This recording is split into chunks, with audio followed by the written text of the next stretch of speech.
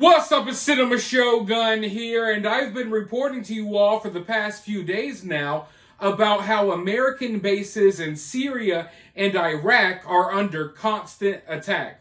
Multiple times a day, every single day, these bases have been attacked. Well, guess what? Tonight, America just struck back, and it's not confirmed yet. Keep in mind, this is not 100% confirmed yet. But the news coming out of Syria is reporting that some members of Iran's army, their official army, it's being reported from Syria that these Iranian soldiers were killed in these airstrikes. We don't know for sure if that's true or not yet, but that's the news coming from the ground. But I want to go ahead and read this statement from the Secretary of Defense.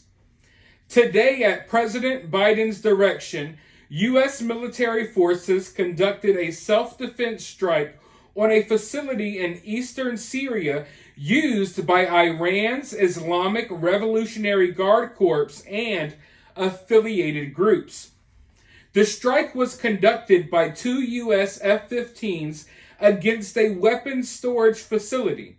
This precision self-defense strike is a response to a series of attacks against U.S. personnel in Iraq and Syria by the IRGC Quds Force affiliates. The president has no higher priority than the safety of U.S. personnel, and he directed today's action to make clear that the United States will defend itself, its personnel, and its interests.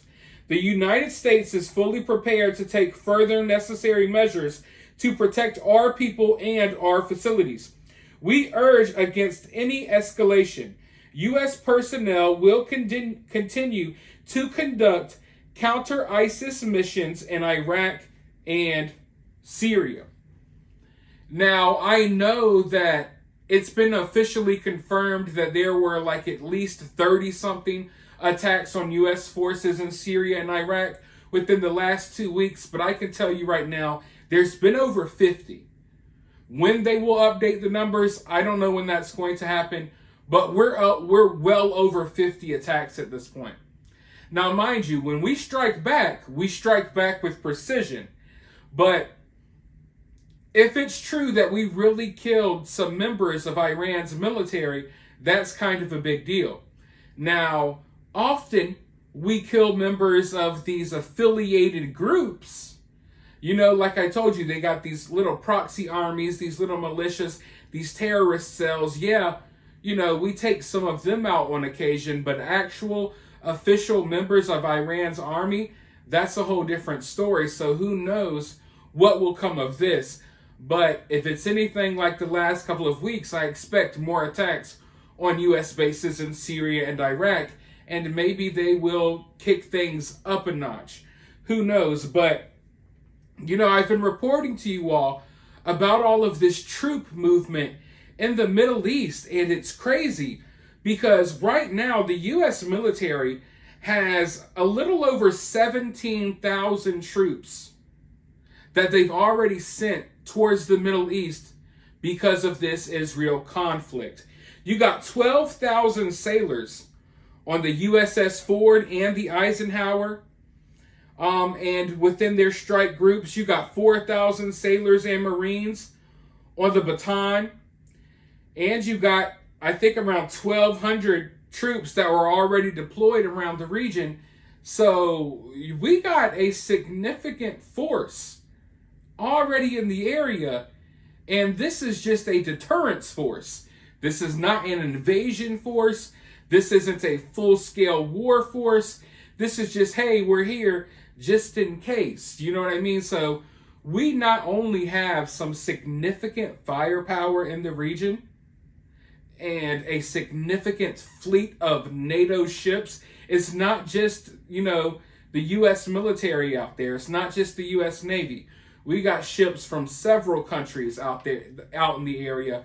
And, I mean, if we know of at least 17,000 troops in the area, I can guarantee you, give or take, there's at least probably another 5K that we don't even know about. And this doesn't even count for the special forces secret units that are already on the ground in Israel. So we got a significant amount of troops over in the area ready for something to pop off.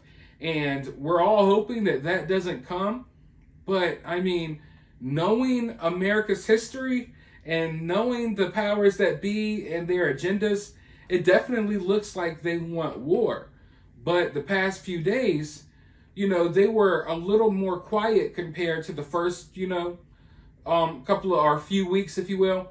But now, today, things have gotten kind of heated. We got, America carrying out these airstrikes, and the Houthis in Yemen, they shot down a U.S. drone today. So the U.S. has drones flying over Yemen, and I mean, obviously they're, conducting intelligence missions, surveillance, spying on them. But I think that's a sign that we may be getting ready to strike back at, the Houthis in Yemen, or at least we're getting ready and we're getting prepared and we're spotting out, targets of interest, because they've been sending shots at Israel, sending off missiles and drones at Israel for over a week now.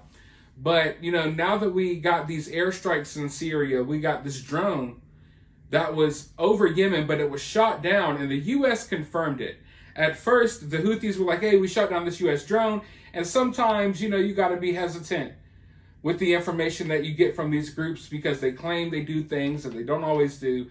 But the U.S. definitely confirmed it today that they shot down this drone. So it looks like, I'm not saying that you can expect airstrikes on, Yemen next, but at the very least, we're getting prepared, and we've probably already identified some of the areas where these missiles are taking off at. So if it comes to it, we already got the intelligence. We're already ready. So, I mean, let's just hope that things in the area don't get any worse.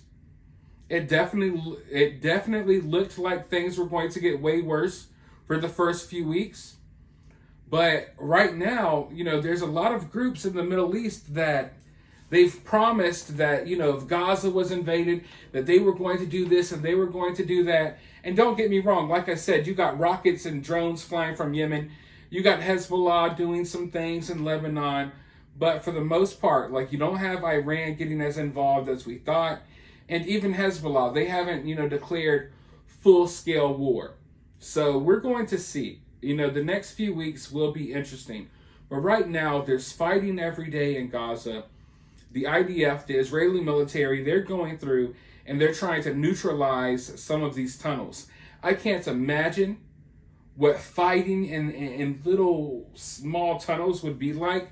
I'm claustrophobic. That sounds like a living freaking nightmare. But that's what's happening on the ground right now. You got urban warfare. Basically, you got these troops going through these already crumbling buildings that have already been hit by airstrikes and, trying to wipe out Hamas. It's a sad situation, though. The U.S. and other countries, they've been trying to talk about maybe a ceasefire just for a couple of days. Now, Israel obviously doesn't want to do that. But, there's been a heavy loss of civilians in Gaza.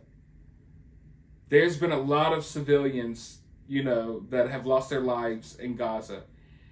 And the scary part is that there's a lot of people who are still alive in Gaza right now, but they're trapped under rubble. They're trapped under these collapsed buildings that have been hit by airstrikes.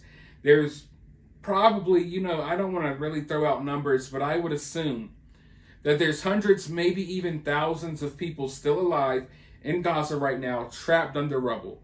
And you can sometimes survive under rubble for days, a week, maybe even longer.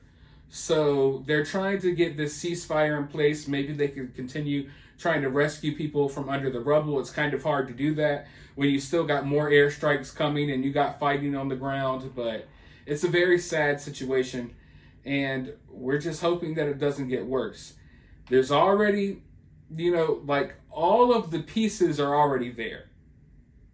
The troops are there. The equipment's there. The pieces are in place. But we kind of just have to wait to see what's going to happen. All it's going to take is a little spark. So hopefully things can die down. But if all it takes is one small thing. And it's going to get crazy. But we'll see.